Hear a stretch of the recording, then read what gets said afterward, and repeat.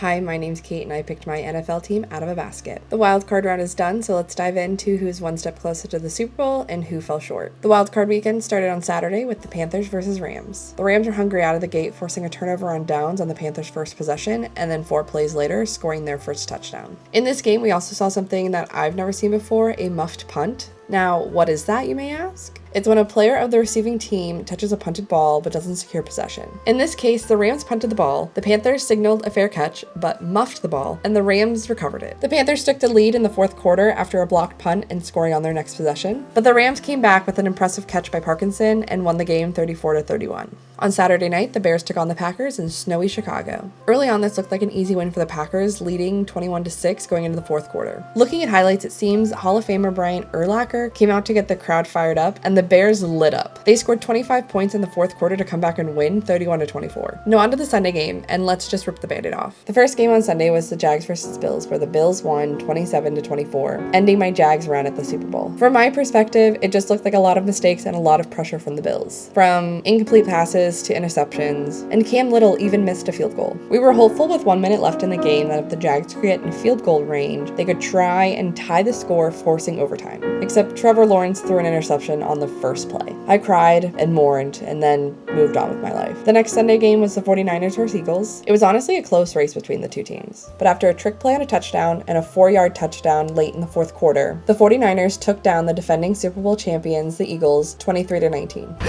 23-19! We have a 23-19! The Patriots and Chargers finished out the night. The recap of this game looked really boring. Majority of the points scored in this game were on field goals, with the longest one being 39 yards. The Chargers only scored in the first quarter, and we saw the one and only touchdown in the fourth quarter from the Patriots, who ended up winning 16-3. The final game for wildcard weekend was on Monday, Steelers versus Texans. I actually did watch some of this game, and it was boring and slow. In the end, the Texans dominated the Steelers 30-6, with 23 of those points in the fourth quarter. This is also the first time in franchise history that the Texans have won a road playoff game. So here's a look at the AFC and NFC brackets going into the divisional round. I wanted to share one more thing that I've learned about the NFL so far. You may have seen the Monday after the regular season ended, a bunch of teams fired their coaches. This is a normal occurrence, and that Monday is actually referred to as Black Monday. Now, I believe 2 teams fired their coaches during the seasons, the Giants and the Titans. The Falcons, Browns, Raiders, Cardinals, Ravens, and Dolphins all parted with their head coaches on or around Black Monday. Completely unrelated, the Steelers head coach ended up stepping down after their playoff loss. So 9 teams are looking for head coaches, though it does seem that the Giants have locked in former Ravens coach John Harbaugh. So 8 positions are still left to fill. Well, that's all I have for this week. The Jag season may be over, but the football chaos is just beginning. I'll see you next time. Bye!